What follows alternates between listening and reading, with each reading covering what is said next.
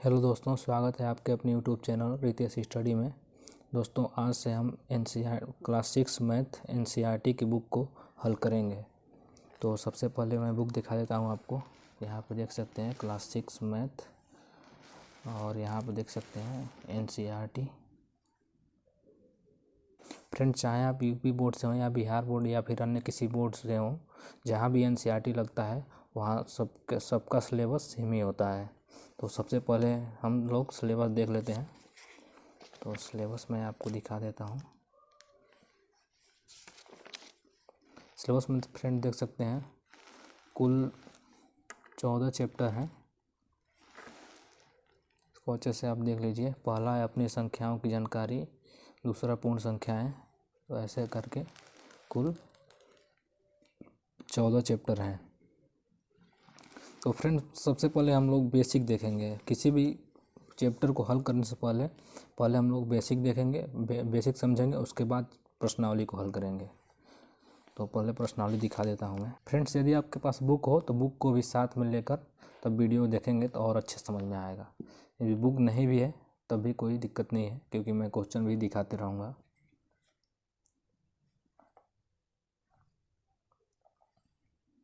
यहाँ आप देखिए इसमें चार क्वेश्चन है। पहला है, दूसरा और तीसरा, चौथा, 4 ही क्वेश्चन है। इसमें फ्रेंड्स हम लोग आधा पार्ट आज करेंगे और आधा पार्ट किसी दूसरे वीडियो में करेंगे। तो फ्रेंड, बेसिक लेवल में सबसे पहले क्या आता है, यहाँ पे देखिए पहला अध्याय अपनी संख्याओं की जानकारी। उसमें है आरोही क्रम। आरोही क्रम क्या होता है फ्रेंड्स, आपने 5th क्लास में पढ़ा भी होगा। यहाँ भी बता देता हूँ, रिवीजन हो जाएगा। जो नहीं जानते हो तो पढ़ लें, जो जानते हैं उनका रिवीजन हो जाएगा। आरोही क्रम, असेंडिंग ऑर्डर। आरोही या बढ़ते हुए क्रम का अर्थ है सबसे छोटे से प्रारंभ करके सबसे बड़े तक व्यवस्थित करना। अर्थात पहले सबसे छोटे को लिखेंगे, जो सबसे छोटा को पहले उसको लिखेंगे, उसके बाद उससे बड़ा, उसके बाद उससे बड़े को लिखेंगे, अंत में सबसे बड़ा होगा। तो यहाँ पे कोई संख्या है, देखिए 8, 9, 7, 4, 3, 5, 10, 12। तो इसका आरोही क्रम हो जाएगा। पहले देखिए सबसे छोटा इसमें कौन सा है, 3 है, तो 3 लिख देंगे। उसके बाद 4, उसके बाद 5, उसके बाद इस 5 से बड़ा कौन है, 7, 8, 9, 10, 12। मतलब ऐसे पहले सबसे छोटा होगा, उसके बाद उससे बड़ा बढ़ते क्रम में लिखेंगे, ठीक है। उसके बाद देख लेते हैं अवरोही क्रम।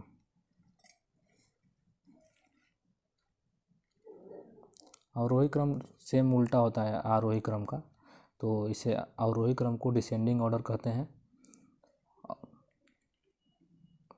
अवरोही क्रम या घटते हुए क्रम का अर्थ है सबसे बड़े से प्रारंभ करके सबसे छोटे तक व्यवस्थित करना। इसमें भी उदाहरण देख लेते हैं। और मान लीजिए कोई संख्या है दिया हुआ है और उसको कहेगा कि अवरोही क्रम में व्यवस्थित कीजिए। तो यहाँ पे कोई संख्या है, इसमें क्या है फ्रेंड्स, पहले सबसे बड़ा होगा, उसके बाद उससे छोटा, उसके बाद उससे छोटा, ऐसे लिखेंगे। आरोही क्रम में क्या था, पहले सबसे छोटा होगा, उसके बाद उससे बड़ा, और उसके बाद उससे बड़ा। इसमें है पहले सबसे बड़ा होगा, उसके बाद उससे छोटा, उसके बाद उससे छोटा।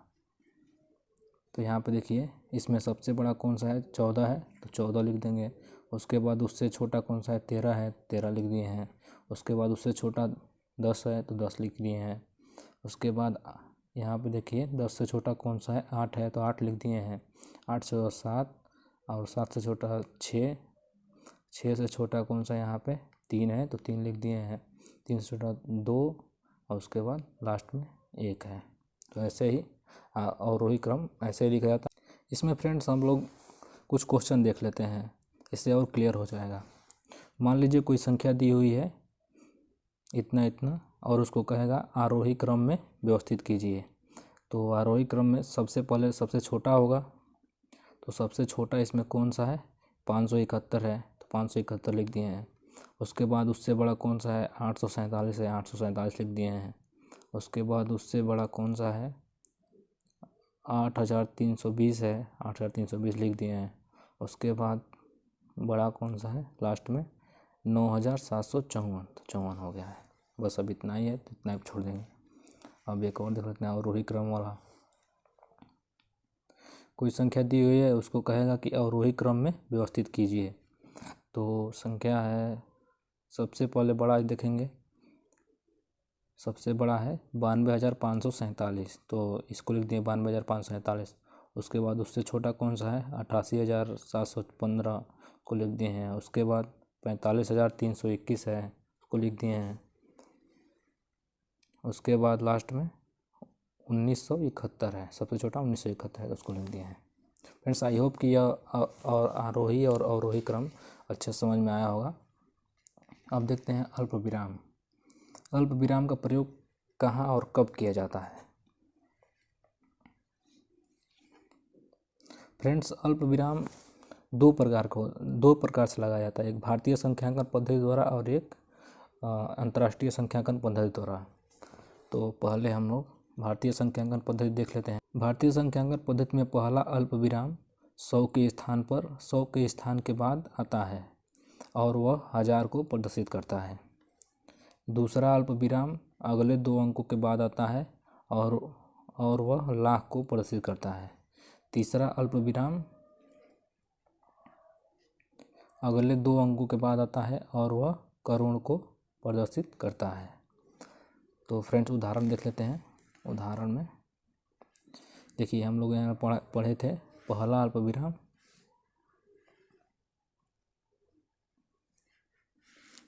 पहला अल्प विराम 100 के स्थान के बाद आता है। तो यहाँ पे देखिए अंतिम से 3 अंक छोड़ के इकाई दहाई सैकड़ा, तो 100 के स्थान के बाद आया, 100 के स्थान के बाद आया और वो 1000 को प्रदर्शित किया है।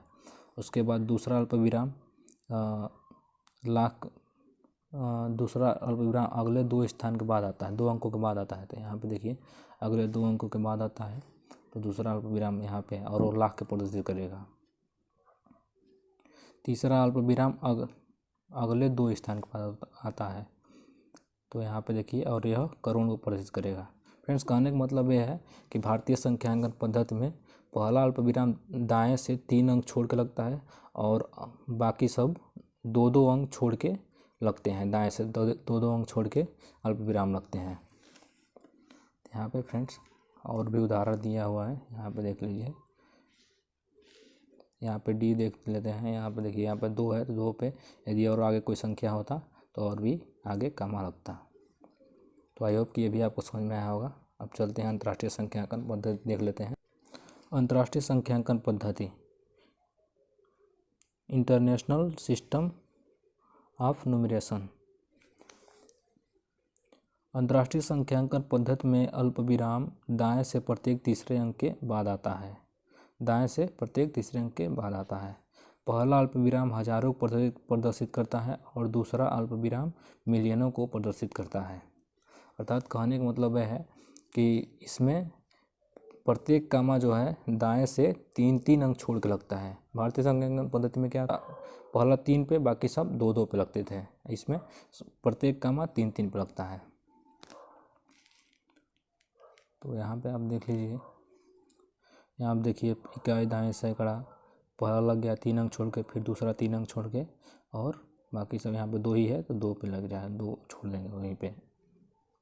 इसको कैसे पढ़ेंगे फ्रेंड्स, ये अंतर्राष्ट्रीय संख्यांकन पद्धति में 50,801,592 ऐसे इसको पढ़ा जाता है अंतर्राष्ट्रीय संख्यांकन पद्धति में।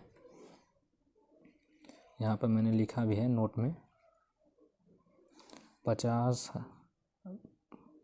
इतने को अंतर्राष्ट्रीय संख्यांकन पद्धति में कैसे पढ़ा जाएगा, 50,801,592 पढ़ा जाता है। जबकि इसी संख्या को भारतीय संख्यांकन पद्धति में कैसे पढ़ा जाएगा, 5,08,05,1,592। फ्रेंड्स, और कुछ बेसिक हम लोग देख लेते हैं। यहाँ फ्रेंड्स 1 लाख में कितने जीरो, यदि आपसे कोई पूछे 1 लाख में कितने जीरो होते हैं, तो 1 लाख में 5 जीरो होते हैं। और 1 लाख में कितने हज़ार होते हैं, तो 1 लाख में 100,000 होते हैं। यदि आपसे कोई पूछे 1 लाख में कितने 100 होते हैं, तो 1 लाख में 1000 100 होते हैं। आप देख लेते हैं 1 करोड़ में कितने जीरो होते हैं, तो 1 करोड़ में 7 जीरो होते हैं। 1 करोड़ में कितने लाख होते हैं, तो 1 करोड़ में 100 लाख होते हैं। 1 करोड़ में कितने हज़ार होते हैं, तो 1 करोड़ में 10,000 हज़ार होते हैं। फ्रेंड्स यहाँ आप देख लें 1 मिलियन कितने को कहा जाता है, 1 मिलियन 10 लाख को कहा जाता है। मतलब 1 मिलियन में कितने लाख होते हैं, 10 लाख होते हैं। 1 बिलियन में 1000 मिलियन होता है।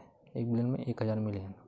फ्रेंड्स एक बात और है, यहाँ पे देखते होंगे कि जब यदि असंख्याओं को शब्दों में लिखा जाता है वहाँ पे अल्पविराम नहीं लगाया जाता है। तो यहाँ पे वही लिखा गया है, संख्याओं को शब्दों में लिखते समय विरामों का प्रयोग नहीं करते हैं, केवल अंकों में लिखेंगे तभी अल्पविराम का प्रयोग करेंगे। फ्रेंड्स अब चलते हैं अपने प्रश्नावली की ओर। फ्रेंड प्रश्नावली में कुल 4 प्रश्न हैं, जिसमें हम लोग 2 इस वीडियो में करेंगे और 2 अगले वीडियो में, क्योंकि वीडियो लंबा हो जाएगा। इसमें देख लीजिए, पहला ये रिक्त स्थानों को भरिए वाला देखेंगे और दूसरा सही स्थानों पर अल्पविराम लगाते हुए संख्याओं को लिखिए, ये दोनों देखेंगे। तो अब चलते हैं अपने नोटबुक की तरफ। यहाँ फ्रेंड हमने पहले लिख रखा है, रिक्त स्थानों को भरिए। इसमें पहला है 1 लाख में कितने 10,000 होंगे। तो फ्रेंड्स 1 लाख में चूँकि 5 जीरो होते हैं, 1 2 3 4 5 जीरो होते हैं, और 10,000 कितने जीरो होते हैं, तो 1 और 10,000। इसमें 4 जीरो होते हैं। फ्रेंड्स 1 जीरो और यदि इसमें होता तो ये भी 1 लाख के बराबर हो जाता। यदि हम इसमें 10 से गुणा कर दें तो ये भी 1 लाख के बराबर हो जाएगा।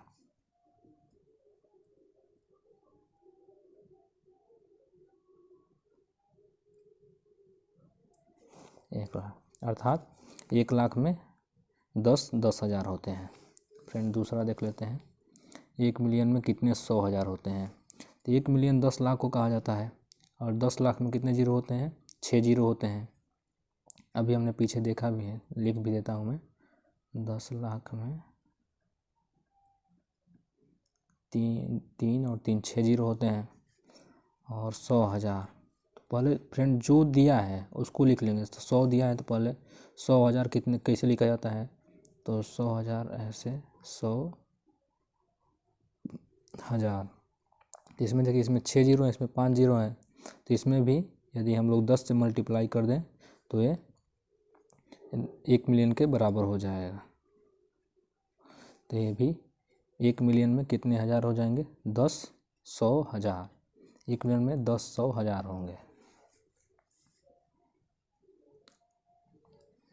अब फ्रेंड देखते हैं 1 करोड़ में कितने 10 लाख होंगे। 1 करोड़ में कितने 10 लाख होंगे। तो फ्रेंड चूँकि एक करोड़ में 7 जीरो होते हैं, 10 लाख 10,000 और 1,000। यहाँ पे 10 लाख 10,000 और 100। 1 करोड़ में 3 2 5 और 2 7 जीरो होते हैं। और पूछा कितना है, 1 करोड़ में कितने 10 लाख होंगे। तो 10 लाख अभी हमने फ्रेंड देखा है 6 जीरो होते हैं, 6 जीरो। तो यदि इसमें भी हम लोग 10 से गुणा कर दें तो ये भी 7 जीरो हो जाएगा और 1 करोड़ के बराबर हो जाएगा। तो इसमें भी 1 करोड़ में 10 लाख होंगे। तो फ्रेंड डी देख लेते हैं, 1 करोड़ में कितने मिलियन होंगे। 1 करोड़ में कितने मिलियन होंगे। तो 1 करोड़ अभी यहाँ पर देखें हम 7 जीरो होता है 1 करोड़ में, तो और मिलियन में कितने होता है, 1 मिलियन 10 लाख में 10 लाख को 1 मिलियन कहा जाता है। तो 10 लाख लिख लेंगे पहले।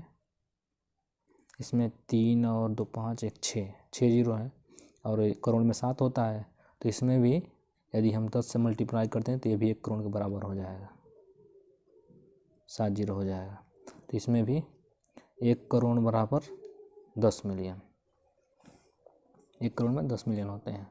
और आखिरी ई देख लेते हैं, ई में क्या पूछा है।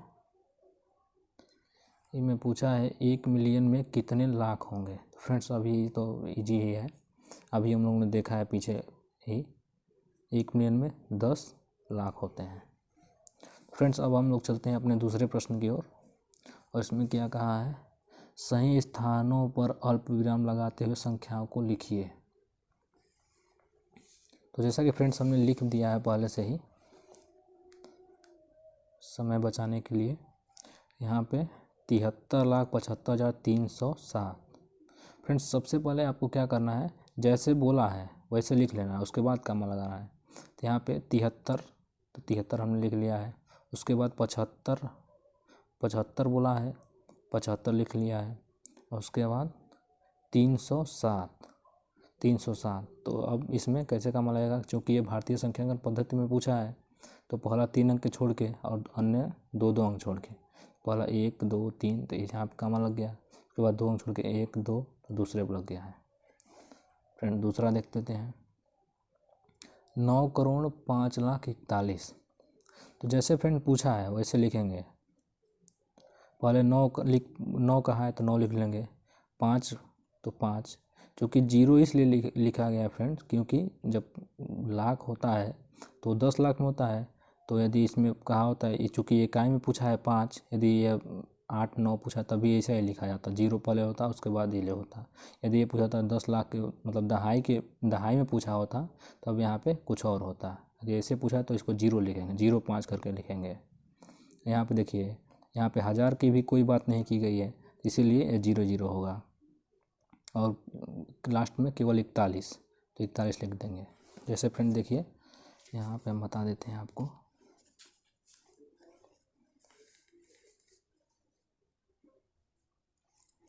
नौ करोड़ 5,41,41। तो यहाँ पे 9 पहले लिख देंगे, उसके बाद 5 लाख। 5 का मतलब जब भी फ्रेंड बीच में इकाई में पूछे, इकाई का नाम ले, जैसे 5 6 7 9 तक इकाई में ले, तो पहले 0 लिखेंगे, उसके बाद उस संख्या को बीच में फ्रेंड, लास्ट में और पहले नहीं, केवल बीच में। तो यहाँ पे 5 हो गया। उसके बाद 1000 का नाम नहीं लिया है, चूँकि यहाँ लाख है और लाख है तो 1000 होगा ही, तो 1000 भी लिया। 1000 का 0 0 कुछ भी नहीं बोला, 1000 का जो जिसको नहीं कुछ बोला उसमें 0 0 लिखेंगे। यहाँ पे लास्ट में केवल 41 है, तो 100 तो होगा ही, तो 100 के स्थान पे 0 है और 41। तो पहला कॉमा कितने पर लगेगा, दाएं से 3 अंक छोड़ के 1 2 3 यहाँ पे, और दूसरा कॉमा 2 अंक छोड़ के तो यहाँ पे लगा है, और फिर 2 अंक छोड़ के यहाँ पे। तो ऐसे ही आप पढ़ सकते हैं, इकाई दहाई सैकड़ा 1000 10,000 लाख 10 लाख करोड़। तो 9,05,41,41। फ्रेंड्स पहले आप लिख लेंगे, उसके बाद उसको पढ़ के देखेंगे, यदि सही है पढ़ने पे तो सही है। तीसरा देख लेते हैं, 7,52,21,302। तो पहले 7,52,21,302। तो पहला 3 पे लिख लेंगे, 1 2 3 पे लगेगा कॉमा, दूसरा 1 2 पे 2 अंक छोड़ के फिर दूसरा, फिर 2 अंक छोड़ के लगेगा, और लास्ट में ऐसे। अब डी देख लेते हैं फ्रेंड्स, 58,423,202। फ्रेंड्स ये अंतर्राष्ट्रीय संख्यांकन पद्धति में पूछा है, क्योंकि मिलियन भी दे दिया है और 423,000 बोला है, तो ऐसे आप पकड़ सकते हैं इसको। तो यहाँ पे ऐसे इसको भी जैसे बोला है वैसे लिख लेंगे। तो 58 बोला है तो 58 पहले लिख लेंगे, उसके बाद 423 बोला है 423 लिख लेंगे, उसके बाद लास्ट में 202। तो इसमें अंतर्राष्ट्रीय संख्यांकन पद्धति में क्या है, पहला प्रत्येक कॉमा 3 3 अंक छोड़ के लगता है दाएं से।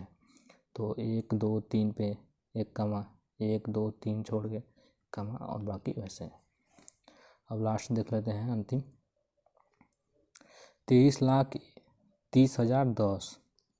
तो यहाँ पे 23 और 30 और 10, चूँकि 100 के स्थान पर कुछ नहीं बोला है तो इसको बस 10 लिखेंगे और 0 हो जाएगा वो। तो ये भी पहला कॉमा 1 2 3 पे 3 अंक छोड़ के, और बाकी अन्य 2 2 अंक छोड़ के। फ्रेंड्स उम्मीद करता हूँ कि यह वीडियो आपको अच्छे समझ में आया होगा। अगर आपको लगे कि इस वीडियो से कुछ फ़ायदा हो जाएगा, वीडियो को अपने दोस्तों में शेयर करें और चैनल को सब्सक्राइब करें। यह मैथ का चूँकि फर्स्ट वीडियो था, यदि आपने और बहुत अच्छा रिस्पॉन्स किया तो मैथ के हर एक चैप्टर को चैप्टर वाइज अच्छे से हल किया जाएगा। तो मिलते हैं नेक्स्ट वीडियो में।